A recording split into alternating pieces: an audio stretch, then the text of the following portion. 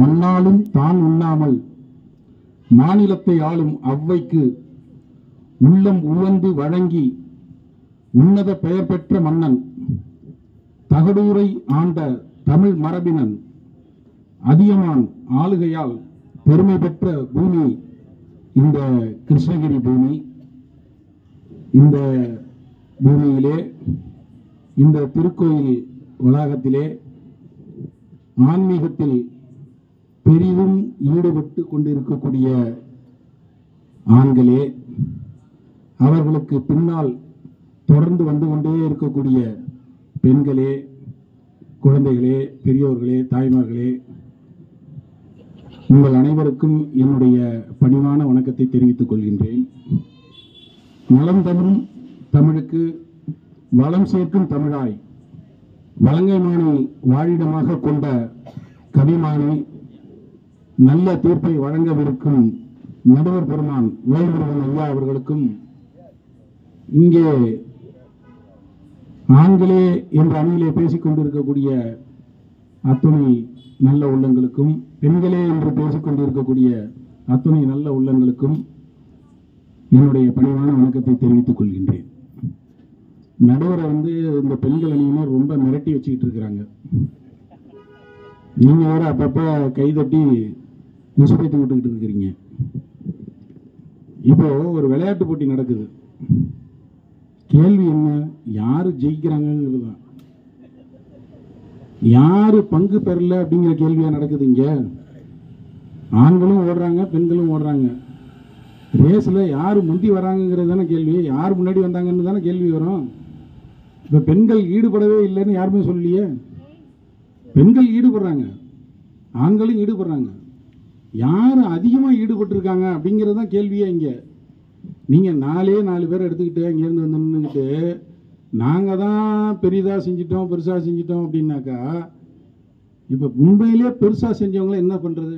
அதானே. நல்லா கேளுங்க. நீங்க இப்போ பொதுவாக நம்ம வீடுகளிலே பார்த்தீங்க அப்படின்னாக்கா, நம்ம வீட்டு பெண்மணிகள் என்ன சொல்லுவாங்க? நம்மளை ஊரு ஃபுல்லும் பாராட்டும். வீட்டில் இருக்கிற அம்மா என்ன சொல்லுவாங்க? அவருக்கு ஒண்ணுமே தெரியாது, அவர் சும்மா அவர் பாட்டுக்கு ஏதாவது பேசிட்டு இருப்பாரு, அவர் தான் இழிச்சவன், எல்லாத்தையும் அவர் தலையில கட்டி விட்டுறாங்க, அவரும் இழுத்து போட்டுக்கிட்டு எல்லாத்தையும் செய்யறாரு, அவருக்கு ஒண்ணுமே தெரியாது அப்படின்னு சொல்லுவாங்க. யாரு சொல்றது? யாரு? வீட்டில் இருக்கிற அம்மா. யாரு சொல்லப்படுறவர்? வெளியில எல்லா வேலையும் செஞ்சு ஊர் முழுக்க நல்ல பேர் வாங்குறவர். ஸோ பெண்களை பொறுத்த மட்டும் அவங்க இங்க பேசுனது பொண்ணும் பார்த்தீங்க அப்படின்னா பக்தி பக்தி பக்தின்னு தான் பேசிட்டு இருக்கிறாங்க. இப்ப கோயிலுக்கு வர்றது, வீட்டில் விளக்கேற்றுறது, சாமி கும்பிடுறது, ஐயப்பன் கோயிலுக்கு போறாங்க, அவங்களுக்கு நைவேத்தியம் செஞ்சு கொடுக்குறோம், இது பண்றோம், அதை பற்றிலாம் இங்கே கேள்வியே கிடையாது. ஆன்மீகங்கிறது ஒரு வார்த்தை கிடையாது. அந்த ஒரு வார்த்தைக்குள்ள பல விஷயங்கள் அடங்கியிருக்கு. எப்படி பாலுக்குள்ள மோர் இருக்கு, தயிர் இருக்கு, வெண்ணெய் இருக்கு, நெய் இருக்கு. அது பிரிச்சு எடுத்து அதை இது பண்ணும்போது தான் என்ன ஆயிடுது? மதிப்பு கூட்டும் பொருளா மாறிடுது. அதுபோல நம்முடைய மனசு, அந்த மனசை நீங்க பக்குவப்படுத்தி ஒரு நிலையிலேயே போயிட்டே இருக்கணும். இப்ப இவங்கெல்லாம் பேசிட்டு இருக்கிறத பாத்தீங்க அப்படின்னா, இவங்கெல்லாம் எந்த நிலையில இருக்கிறாங்க? பால் நிலையிலேயே இருந்துகிட்டு இருக்கிறாங்க. புரியுதுங்களா? அவ்வளவுதான் இருக்கிறாங்க. அவங்க என்ன அடுத்தடுத்த நிலைக்கு போகணும் அப்படின்னா பக்குவப்படணும். அந்த பக்குவத்தை யார் சொல்லி கொடுத்துருக்காங்க? பல ஆண்கள் சொல்லி கொடுத்துருக்காங்க. சரிங்களா? புத்தர் எடுத்துக்கங்க, வள்ளலாரை எடுத்துக்கங்க, ரமண மகரிஷி எடுத்துக்கங்க, ஸ்ரீ ராகவேந்திரரை எடுத்துக்கங்க, விவேகானந்தர் எடுத்துக்கங்க, ராமகிருஷ்ண பரமஹம்சர் எடுத்துக்கங்க. யாராவது ஏதாவது சொல்லியிருக்காங்களா பாருங்க. இல்ல பெண்களை பத்தி ஏதாவது குறைவா பேசியிருக்காங்களான்னு பாருங்க. பெண்களை போற்றணும்னு சொல்றாங்க, பெண்களை வழிபடணும்னு சொல்றாங்க. பெண்ணே தெய்வம், பெருமை, கடவுள் என்றே பேசுகின்றான். அந்த மாதிரி எழுதியிருக்கிறாங்க. அதை பின்பற்றாங்க. நம்ம எல்லாருமே அதை செய்யணும். இப்போ ஆன்மீகம் அப்படின்னு சொன்னா அது ஒரு ஒருங்கிணைந்தது. அதுல வெறுமனே வழிபாடு மட்டும் கிடையாது. அன்பு இருக்கு, பக்தி இருக்கு, கருணை இருக்கு, சமூக ஒழுக்கம் இருக்கு, சமூக பண்பாடு இருக்கு, சமூக கட்டமைப்பு இருக்கு. இது எல்லாத்துக்கும் மேல தமிழ் இருக்கு. இன்னைக்கு உலக மொழிகள் எல்லா இடத்துலையும் இப்போ நீங்கள் பார்க்கலாம், உலகம் முழுக்க போனீங்கன்னாக்க தெரியும். எல்லா நாடுகள்லையும் மதங்கள் இருக்குது, வழிபாடுகள் இருக்குது. தமிழுக்கு மட்டும் ஏன் சிறப்பு? தமிழில் இருக்காத பக்தி இலக்கியங்களாக இருக்குது. இப்போ இவங்க சொன்ன நாயன்மார்கள், ஆழ்வார்கள் எல்லாம் போட்டி போட்டு எழுதுகிறாங்க. இப்போ இவங்க திருநாவுக்கரசரை பற்றி கூட நடுவர் ஐயா சொன்னாங்க. அவரை தூக்கி சுண்ணாம்பு காலவாயில் போடும்போது அவர் எழுதுறாரு பாட்டு. மாசில் வீணையும் மாலை மதியமும் வீசு தென்றலும் வீங்கில வேணிலும் மூசு வண்டு அரை பொய்கையும் போன்றதே ஈசன் எந்த இணையடி நீழலே அப்படின்னு எழுதுறாரு. இறைவனை பெருமைப்படுத்துறது ஆணுக்கு நிகர் யாருமே கிடையாதுங்க. இறைவனை அப்படியே எடுத்து அப்படியே உச்சத்தில் வச்சு கொண்டாடுறது யாரு அப்படின்னா ஆண்கள் தான். பெண்கள்லாம் என்ன பண்ணுவாங்க அப்படின்னா கிளைம் பண்ணுவாங்க, நான் இதை செஞ்சிருக்கேன். இப்பயும் அப்படிதான் பேசிட்டு இருக்கிறாங்க, நான் இதை செஞ்சிருக்கேன், இதை செஞ்சு கொடு. செய்யலைன்னா அப்படின்னா ஆண்டவனே பயந்து போடணும், என்னடா அது அப்படின்ற ஒரு நிலைமையை உருவாக்கி விட்டுருவாங்க. சரிங்களா? ஆண்கள் அப்படி கிடையாது. நெற்றிக்கண் பிறப்பினும் குற்றம் குற்றமே. நீ யாரா இருந்தா என்னப்பா, நீ நேர்லயே வந்துருக்க, உன் கண்ணையும் திறந்து காமிச்சிட்ட, இருந்தாலும் சொல்றாருல என் தமிழின் மீது கொண்ட பற்றால் அப்படின்னு சொல்றாருல நக்கீரர். எவ்வளவு பெரிய ஆளு! ஆன்மீகம்ங்கிறது வந்து வழி காட்டணும். வழி காட்டல அப்படின்னாக்கா ஒண்ணுமே முடியாது. இப்ப வள்ளலார் கூட எழுதுறாரு, நான் படும் பாடு சிவனே உலகர் நவிலும் பஞ்சுதான் படுமோ அப்படின்னு எழுதுறாரு. வள்ளலார் எவ்வளவு பெரிய தத்துவ ஞானி. இவங்க கூட ஒருத்தவங்க சொன்னாங்க, மணிமேகலை வந்து அந்த அட்சய பாத்திரத்தை தூக்கி விட்டு எரிஞ்சிட்டாங்க, அதுக்கப்புறம் வாங்கிறதுக்கு ஆள் இல்லைன்னு. நாட்டில் எவ்வளோ பசி பண்ணி இருக்குது தெரியுங்களா?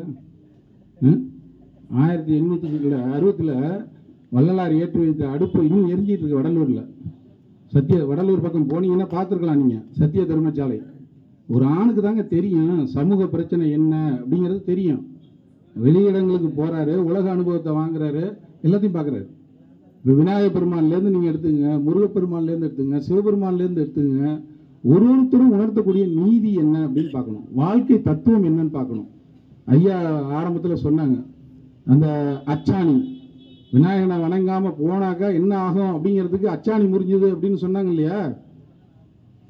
அதே சுவாமிமலையில பார்த்தீங்க அப்படின்னா சிவபெருமான் கீழே உட்காந்துருப்பாரு, முருகப்பெருமான் மேலே உட்காந்துருப்பாரு, உபதேசம் பண்றாரு.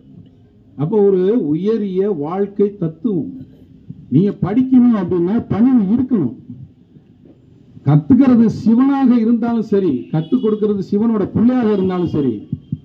சிவனோட பிள்ளை எங்க இருக்கிறாரு? உயர்ந்த இடத்துல இருக்கிறாரு. கற்றுக்கொள்கிற சிவன் எங்க இருக்கிறாருன்னா அவருக்கு கீழே உட்கார்ந்து இருக்கிறாரு. அவரை பொறுமையா கேட்டுக்கிறாரு. சரிங்களா? அடுத்து இந்த ஆன்மீக பணியில ஈடுபடக்கூடிய ஆண்கள் நேர்வழியில போறவங்களும் இருக்கிறாங்க, சில நேரத்துல அடாவடியா போற ஆளுங்களும் இருக்கிறாங்க. சரியா? குதிரை வாங்கிட்டு வான்னு பொண்ணு கொடுத்து அனுப்புனா இவர் என்ன பண்றாரு? கோயில் கட்டிட்டு இருக்கிறாரு. சரிங்களா? அவ்வளவு தூரத்துக்கு அந்த அவுட் ஆஃப் த வே போய் செய்யக்கூடிய ஆண்கள் எங்க இருக்கிறாங்க அப்படின்னாக்கா பக்தியில இருக்கிறாங்க, ஆன்மீகத்தில் இருக்கிறாங்க.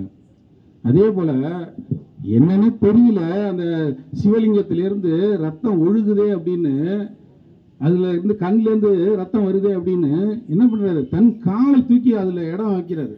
எப்போ? கண்ணை எடுத்து வச்சுட்டாரு, தெரியுது அவருக்கு. சரி, இன்னொரு கண்ணை எடுத்து வச்சோம்னா, வேற எங்கேயாவது எடுத்து வச்சுட்டோம்னா, கண்ணுக்கு பதிலாக மூக்குலையோ வாயிலையோ எடுத்து வச்சுட்டோம்னா என்ன பண்றது? இடம் தெரியணும் இல்லையா? அப்ப பிக்ஸ் பண்றதுக்கு என்ன பண்றாரு? தன்னுடைய காலை தூக்கி அங்க வைக்கிறார். சிவபெருமான் கோச்சிக்கிட்டாரா? நெகிழ்ந்து போனாருங்க, என்னங்க இப்படி ஒரு பக்தியா அப்படின்னு. அப்ப அது மாதிரியான ஆள்லாம் இருக்காங்க பக்தியில. நீங்க வெறும் மங்கையர்கரசியாரையும் ஆண்டாள், நாங்க அதெல்லாம் ஒன்றும் குறைய சொல்ல, அவங்களுடைய பணி பாராட்டத்தக்கது. ஆனா அவங்க எல்லாரையும் விட அருமையான பணி ஆண்கள் செஞ்சிருக்கிறாங்க. இப்ப திருநாவுக்கரசரை பத்தி பேசியிருந்தோம். இப்போ நம்ம வந்து நல்ல தகப்பனா இருக்கிறோம் அப்படின்னா நம்ம பிள்ளை எப்படி இருப்பாங்க?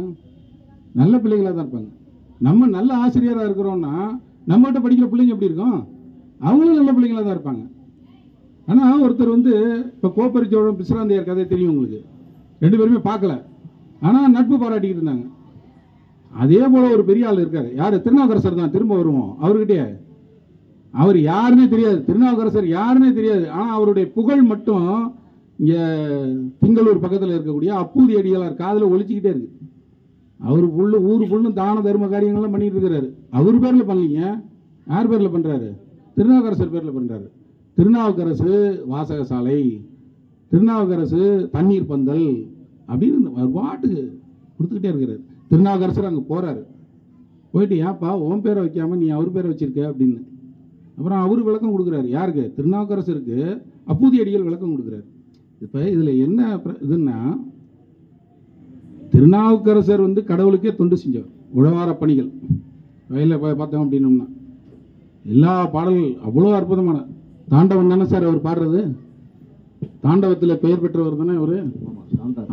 அவ்வளவு இது பண்ணக்கூடிய அந்த திருநாவுக்கரசர் அவருடைய புகழ இவர் என்ன பண்றாரு அப்படின்னா, அவருடைய நெறிகளை இவர் பின்பற்றி அப்பூதியடிகள் என்ன பண்றாரு, செய்கிறாரு.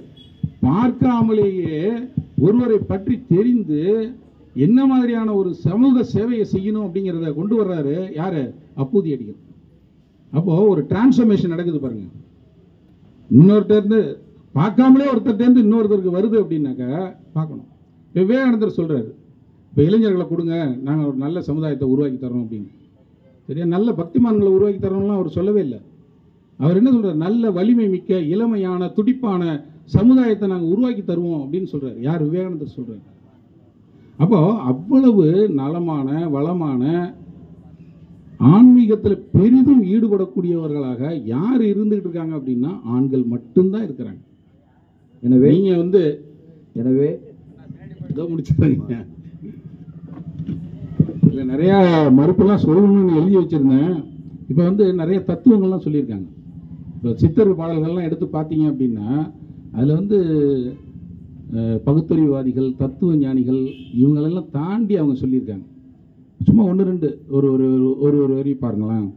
காதற்ற ஊசியும் கடைவழி வாராது கான், இதெல்லாம் யார் சொல்லுவார்? ஓடும் செம்பொன்னும் ஒக்கவே நோக்குவார். ஒன்றும் பேதமே கிடையாதுங்க. நாதன் தான் உள்ளிருக்கையிலே நட்ட கல்லும் பேசுமோ, இதெல்லாம் பேசியிருக்காங்க. என்ன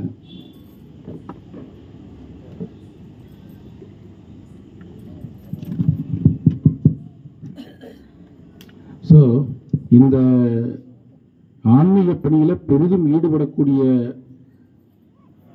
இருபால் அதில் ஆண்கள் தான் முன்னாடி போயிட்டு இருக்காங்களே ஒழிய பெண்கள் வந்து எங்கே இருக்காங்கன்னே தெரியல. கண்ணு கட்டின தூரம் வரைக்கும் அவங்க வரல.